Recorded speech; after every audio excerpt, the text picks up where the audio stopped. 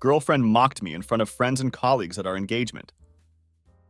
I cut her off, canceled all bookings, and now she's begging for forgiveness and financial help. Be me, 31 male. Supposed to marry my fiancée Lisa, 29 female last week. Still trying to process everything that happened. Been together for 4 years? Seriously thought she was my soulmate. Met Lisa at my buddy's pool party. She was this super outgoing girl. Could light up any room she walked into. Not going to lie, she was way out of my league. Smart, gorgeous, and could make anyone laugh.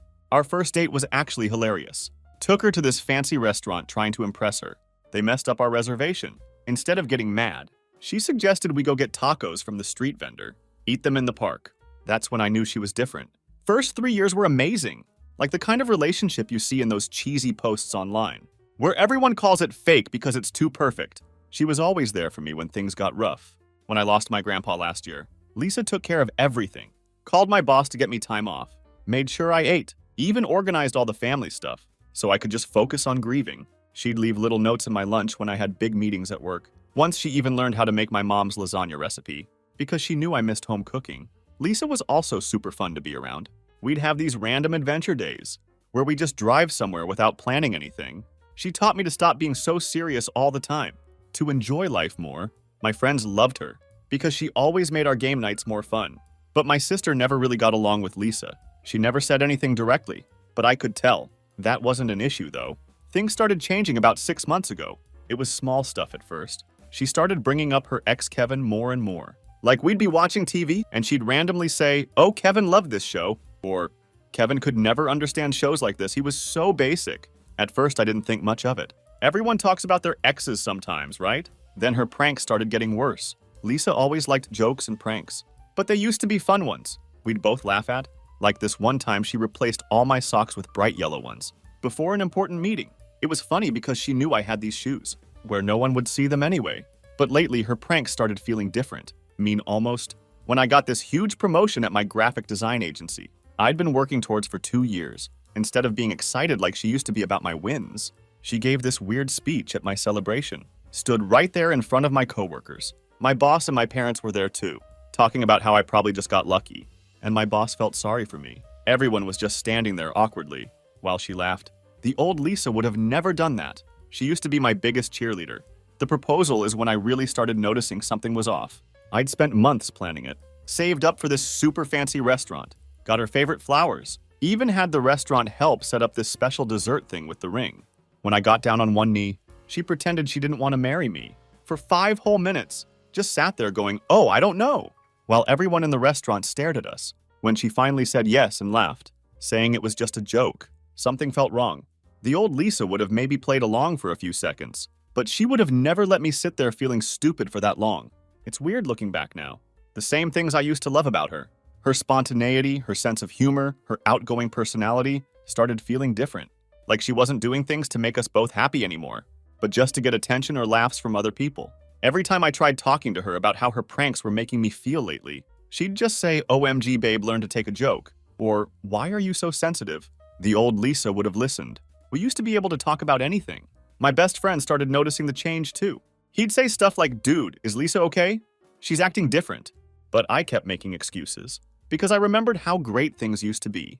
Kept telling myself maybe she was just stressed about the wedding or work or something. The Lisa I fell in love with was this amazing, caring person who made me want to be better. She'd surprise me with my favorite snacks when I was having a bad day. Remember random stuff I mentioned months ago, and always knew how to make me laugh when I was down. That's why it took me so long to notice when things started changing. When you love someone that much, you don't want to see the bad stuff. But man, the changes kept coming. Looking back now, I can see all these red flags popping up, one after another. It's like watching a replay of a game, where you already know the ending. All the signs are so obvious now, but when you're in the middle of it, you just keep hoping things will go back to normal. Anyway, about 2 months before the wedding, things got really weird. Like the kind of weird where you know something's wrong, but can't put your finger on it. Lisa started talking about her ex Kevin way more. She'd always bring him up in these backhanded compliment kind of ways. Like we'd be at dinner, and I'd be telling her about this new project at work, and she'd go, "This is why you're so much better than Kevin. He could barely handle basic design software. And here you are managing major client projects." Or we'd be grocery shopping, and I'd be checking the nutrition labels, trying to eat healthy and all that. And she'd be like, Kevin never cared about this stuff. He'd just grab whatever was cheapest. He was so simple. At first, I thought maybe she was just trying to make me feel good, or whatever, but it kept happening more and more. We'd be watching a documentary about space or something, and she'd say, Kevin would never watch stuff like this. It was too complicated for him. He just watched sports all day, but the way she said it was weird, like she missed how simple he was. Then I started noticing she was always on her phone, like always, during dinner, while watching TV, even when we were trying to plan wedding stuff. She'd get these texts and turn her phone away real quick if I walked by. I'm not usually the jealous type, but something felt off. One night, she fell asleep on the couch while watching a movie, and her phone lit up. It was just for a second, but that was all it took. Kevin? My stomach dropped. The message preview flashed across the screen. Can't wait to see you tomorrow. Before disappearing, my brain latched onto every detail, the way his name sat so casually on her screen. How could she still have his number while we are engaged? The emoji, small and harmless, but suddenly full of meaning I didn't want to unpack. I tried to breathe, to tell myself it could be innocent. Maybe she was just meeting an old friend. Maybe it was about the wedding, but my gut twisted, telling me what my brain refused to accept. After that, I started paying more attention. Where she went, how long she was gone, the little inconsistencies in her stories. She kept saying she had all these wedding planning meetings with her bridesmaids, but something wasn't adding up. So one day I decided to follow her. I felt ridiculous doing it, like some paranoid boyfriend in a bad movie. But I needed to know, needed to see for myself. She pulled into a coffee shop downtown, parked and walked inside. No bridesmaids, no wedding planners, just him. Kevin was already there, waiting for her at a table near the window. I stayed outside, standing by a lamppost like some shadow in the night. My heart pounded in my ears as I watched them. They weren't just talking. They weren't just catching up. They looked comfortable, familiar, like two people with history, like two people who'd been doing this for a while.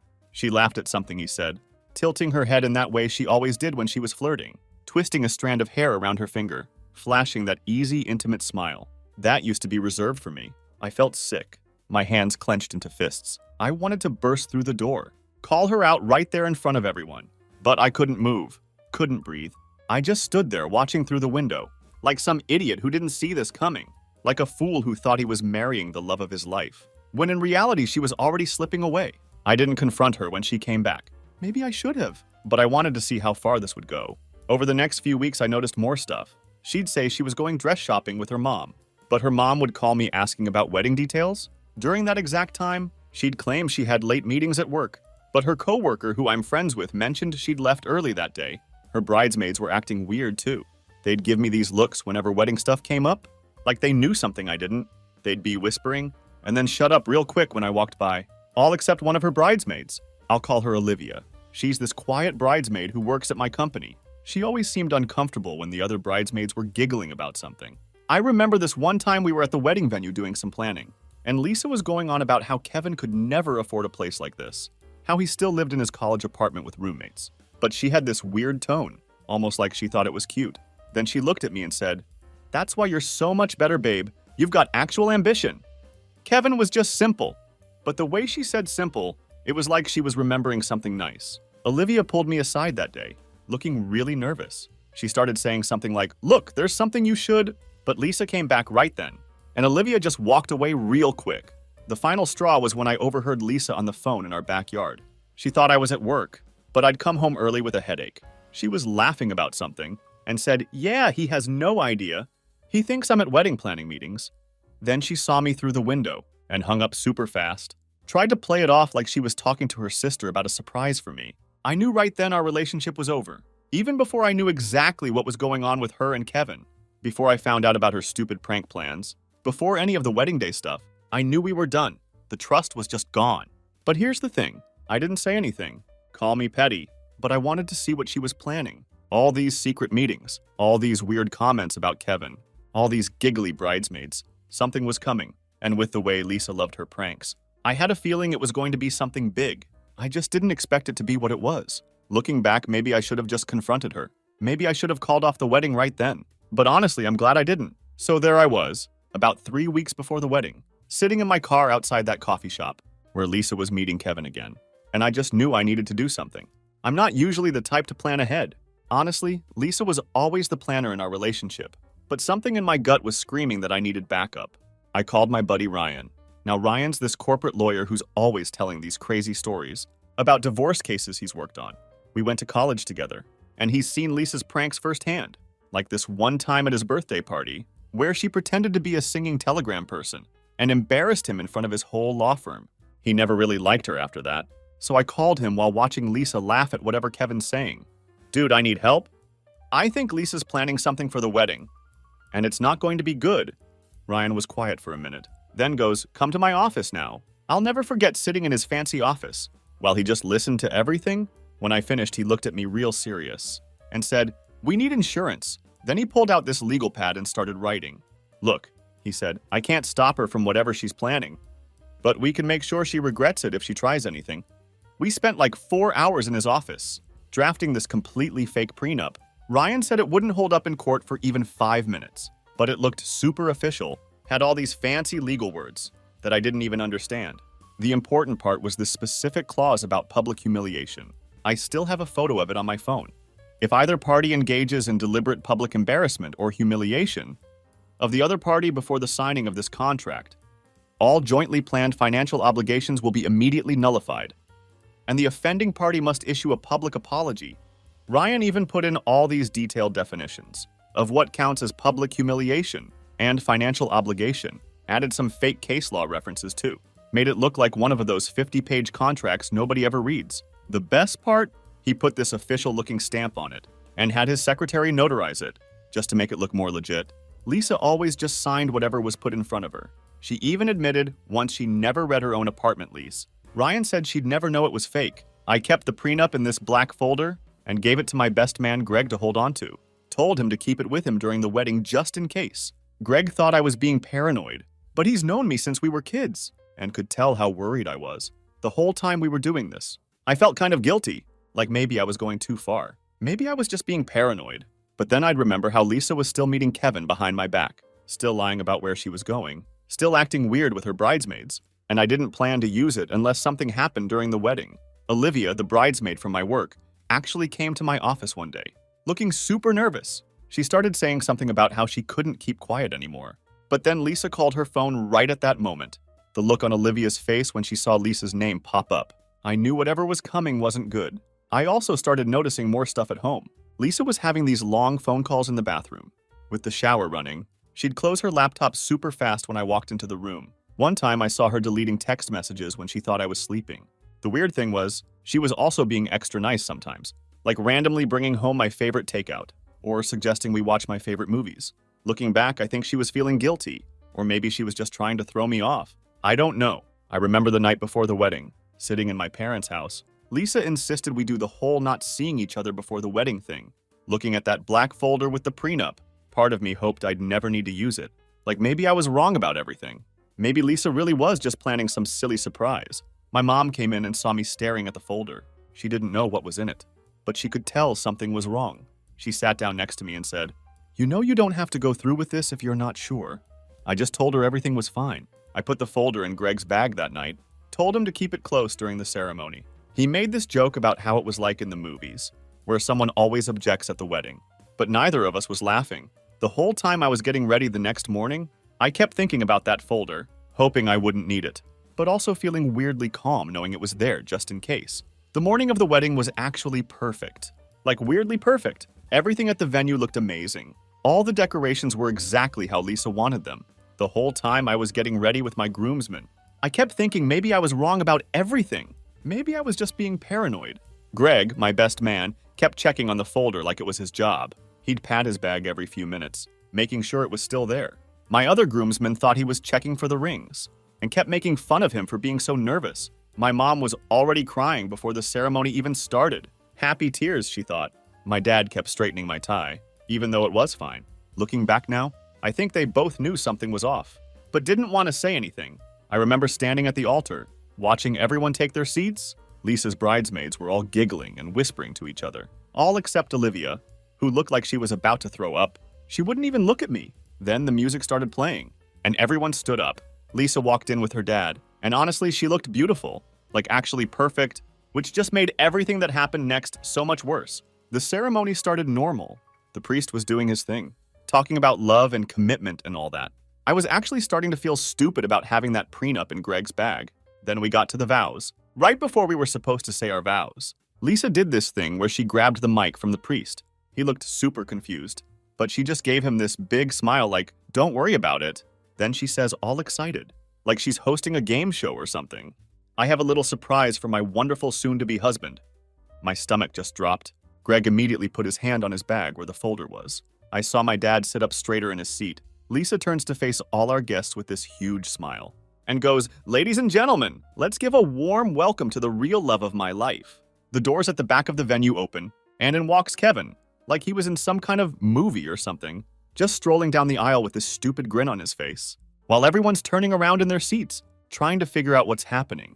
My mom gasped so loud you could hear it across the room. My sister actually stood up like she was ready to fight someone. One of my aunts just said, "Oh no," really loud. But Lisa wasn't done. She's standing there beaming, like she just won an award or something, and starts going on about how she just couldn't say "I do" without making sure Kevin approved first, because he was such a big part of her life, and they'd been talking a lot lately. Then this idiot Kevin actually walks up to the altar and claps me on the back like we're friends or something. He's got this smirk on his face that I just wanted to punch off. Most of the bridesmaids are giggling, like this is the funniest thing they've ever seen. The priest looks like he wants to disappear. Olivia's actually crying now, like full-on tears running down her face. But Lisa wasn't done. Not even close. She pulls out her phone and goes, "Oh, and I have something else to show everyone." She started scrolling through this group chat with her bridesmaids. "Look, babe," she says, showing me her screen. "We've had this little pool going. The girls and I have been taking bets." I'm looking at these messages, and I swear my brain just stopped working for a second. These girls who were supposed to be helping Lisa plan our wedding had been betting actual money on whether she'd go through with it. One of her bridesmaids had bet $200 that Lisa would fake cold feet right before the ceremony. Another had $150 on me crying at the altar. Natalie had bet $300 that Lisa would pull something epic. Her exact words. They had this whole spreadsheet going with odds and everything. Like they were betting on a football game instead of someone's wedding, someone's life. The worst part, there were messages from months ago. This wasn't some last-minute joke. They'd been planning this for months. All those wedding planning meetings, they were probably sitting around planning how to humiliate me. Lisa's scrolling through the chat, laughing and pointing out different bets. "Oh look, Natalie almost got it right. She said I'd bring a surprise guest." That's close enough to count, right? Kevin's still there, looking at the phone over Lisa's shoulder, and laughing like this is the funniest thing he's ever seen. "Man," he says, "you really went all out for this one." I look around the room. Some of the guests start whispering. I can see phones coming out, because of course people are recording this. This is probably going to end up on social media in like 5 minutes. And Lisa, she's just standing there in her perfect white dress, waiting for me to laugh. Like this is just another one of her pranks that I'm supposed to brush off. Like she didn't just destroy our entire relationship in front of everyone we know. "Come on, babe," she says, poking me in the side. "You're not mad, right? It's just a joke." Kevin's not really going to object or anything unless... She looks at Kevin and they both start laughing again. I glance at Greg, and he's already got the folder halfway out of his bag. But Lisa's still not done. She turns to the guests and goes, "Oh, should I tell them about the backup plan? You know, in case he actually got mad." That's when I knew this wasn't just a prank gone wrong. This wasn't just Lisa being Lisa. This was straight up cruel. She'd spent months planning how to humiliate me in front of everyone I care about. She'd involved her friends, her ex, probably half the people in this room. I looked at her standing there, looking so proud of herself, and I didn't see the girl I fell in love with anymore. I saw someone who thought my feelings were a joke, someone who'd rather get laughs than have love. And that's when I decided, if she wanted a show, I'd give her a show. I smiled at her, the calmest smile I've ever smiled in my life. She actually smiled back, probably thinking I was finally getting into the joke. I turned to the priest, who honestly looks like he wants to resign from the church right there. "Hey," I say super politely, "do we have that table set up for signing the marriage license? I need to grab something real quick." The priest just points to this little table off to the side, probably thinking I'm about to make this whole thing even worse. I walk over to Greg. The room is dead silent now. Like everyone's holding their breath. Lisa's still got this huge smile on her face, but I can see she's getting confused. This wasn't part of her script. I pull out this black folder, the one Ryan helped me prepare. It looks super official. I hold it up so everyone can see it. "Ladies and gentlemen," I say, using my best meeting presentation voice, Before we go any further, I'd like to share a document with my dear fiancé. Lisa tilts her head like a confused puppy. Wait, what? I start walking back to the altar. Taking my sweet time? My hands aren't even shaking. I'm just ready. See, Lisa? I say real calm. Like I'm explaining something to a kid. I had my lawyer draft up a little agreement before the wedding. Just a small precaution, you know. Just in case you ever decided to do something like this. I hold up the contract so everyone can see. The official-looking stamp at the bottom. The one Ryan's secretary put there. Lisa's face starts losing color. What the hell is that? She asks. Her smile's finally starting to crack. Oh, just a little clause, I say. Pretending to flip through the pages. See this part right here. It states that if either party engages in public humiliation before signing the marriage license, then all joint financial obligations, like the wedding, honeymoon, and shared assets, are immediately null and void. The guests gasp, like an actual group gasp, like in movies when someone reveals the killer. Lisa's blinking real fast now, like she's trying to wake up from a bad dream. Wait, what? That's not real. That can't be real. Oh, it's very real, I say, channeling my inner lawyer. It also requires the guilty party to issue a public apology, right here in front of all our guests. Kevin finally stops smirking. D-dude, you can't be serious. This is a joke, right? I turn to look at him and give him the biggest smile. Oh, I take pranks very seriously, don't you, Kevin? Since you helped plan this one and all. Lisa's starting to sweat now. Her perfect makeup's getting a little messy. Babe, this is crazy. You're not actually mad, are you? That's when I delivered the line. I'd been practicing in my head since I saw her with Kevin at that coffee shop. Why would I be mad, Lisa? This is hilarious. It's all part of the fun, right? I snap the folder shut real loud. I'm canceling the entire wedding. Dead silence. Like you could hear a pin drop from across the room. Lisa's perfect smile just shatters. Wait, what? Oh, don't look so shocked, I say. Tucking the folder under my arm. You had your joke, now it's my turn. Wedding's off. The room explodes. Like actually explodes. With whispers and gasps, the priest backs away from us. Like we're both crazy. The bridesmaids finally stop giggling. Lisa's face goes from pale white to bright red in like 2 seconds. You're joking, she says. But her voice is shaking now. Am I? I look at Greg. Hey man, would you do the honors? Greg, absolute legend that he is, pulls out his phone, hits play, and Hit the Road Jack starts blasting through the venue speakers. Some guests actually start laughing. Others just sit there in shock. A few get up and start leaving. Smart move, honestly. Lisa looks like she's about to pass out. You're not serious, she keeps saying. You're not walking away. I just grin. I literally am. I turn to my parents. Mom's actually smiling now through her tears. And Dad looks proud for the first time all day. I think we're done here. My dad immediately stands up and starts telling guests the wedding is over. Always the practical one, my dad. Then I turn back to Kevin, who's trying to slowly back away from the altar. Hey, Kevin, I call out. You like stealing people's fiancé, right?